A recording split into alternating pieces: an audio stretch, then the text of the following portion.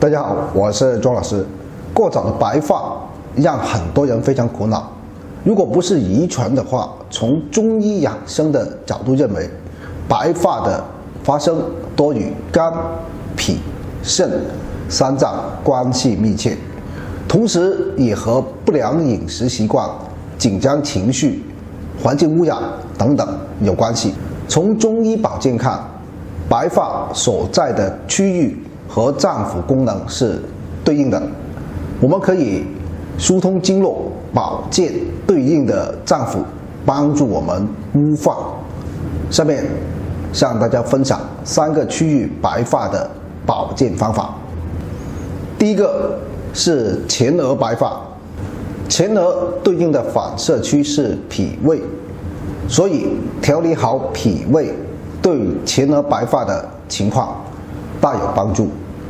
可以坚持疏通太白、公孙、冲阳这3个穴位。太白、公孙都在脚的内侧，这里是太白，太白下大约1横指的距离就是公孙，这2个穴位离得比较近，我们只需要拿一个擀面杖就可以很好的刺激到这2个穴位。我们就这样擀，力度适中的擀就可以了。每次擀个5到10分钟。冲阳是胃经的原穴，它在我们足背的最高处，我们用手这样摸，可以摸到足背动脉的搏动处。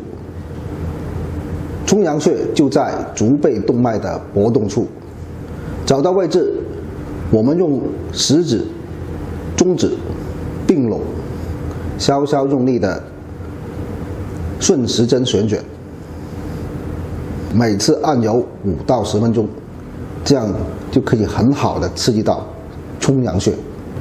就这样做，可以很好的激活脾胃两经的精气，帮助我们调理前额的白发。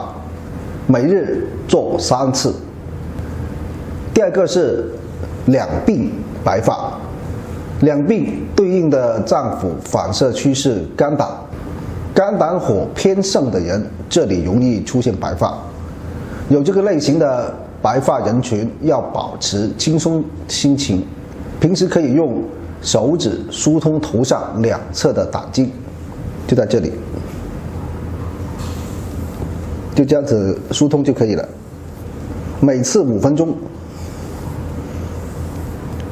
然后再推按肝经的太冲、行健。太冲在足背1、2指骨结合部之前的凹陷处，那么它在下面一点，这里就是行健。我们用拇指从太冲稍稍用力的往行健方向推，左右各5到10分钟，坚持通过疏肝利胆，帮助我们调理两鬓的白发，每日3次。第3个是后脑勺白发，后脑勺对应的反射区是膀胱经，和肾气的盛衰有密切关系。这个部位多白发，往往提示要养肾了。太溪穴在我们足内侧内踝尖和足跟腱之间的凹陷处，就在这里。找到位置，左右穴点按10到15分钟，每日3次。好，以上3个疏通保健的方法，希望可以帮到大家。长白发的原因是很复杂的，所以要持之以恒的保养，要让白发卷黑，这个急也急不来。平时大家可以多吃点黑色的食物，因为黑色是入肾经的，比如黑芝麻、桑葚、黑豆等等。好，大家坚持调养。好，本期内容就到这里，感谢大家支持，谢谢大家。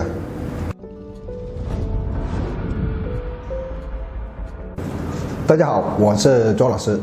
激素也叫做荷尔蒙，它能够调节人体的生理活动，所以这些物质和我们的身体健康息息相关。荷尔蒙分泌不足就会导致内分泌失调，症状是很多的。年轻的话就是身体发育受影响，年纪大点的就容易早衰等等。荷尔蒙分泌不足对女性的健康影响会更为直接和明显，最常见的就是皱纹多、月经不调、子宫异常、更年期提前等等早衰的表现。如果是知道了荷尔蒙分泌不足，除了遵医嘱调理，在平时我们也可以利用身上的穴位良药做日常的保养。我们的腿下分布着对女性荷尔蒙调节很有帮助的重要穴位，通过有规律的刺激这些穴位，可以调整荷尔蒙的分泌，使女性的身心更健康。下面大家跟我找这4个穴位良药。第一个穴位，血海。血海穴属足太阴脾经，屈膝时位于大腿内侧，在大腿内侧髌底内侧端上2寸。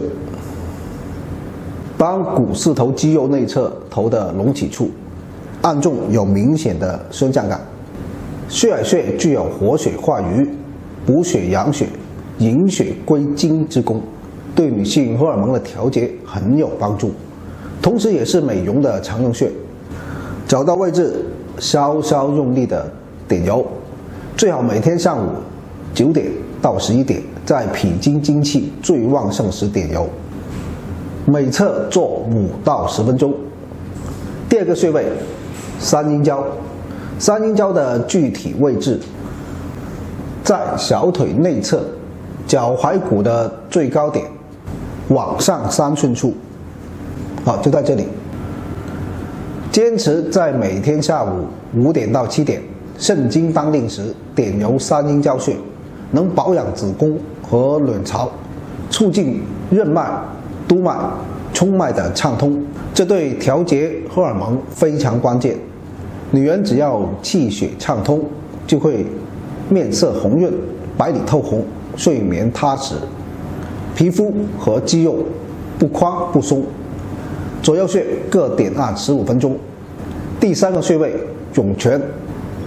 我们弯曲脚趾，脚掌上就会出现凹陷，涌泉穴就在凹陷中。找到位置，可以用拇指点油，也可以用工具点油。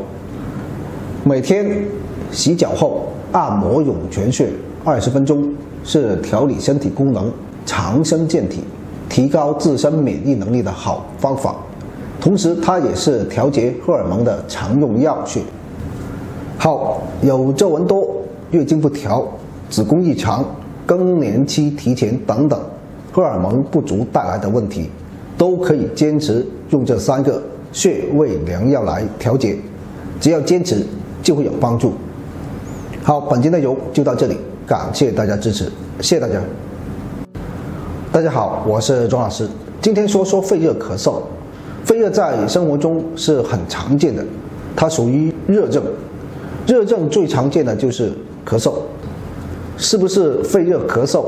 其实是有一些很明显的特征，比如在咳嗽的同时，能够看到舌苔黄痰，这些表现就说明很有可能就是肺热咳嗽了。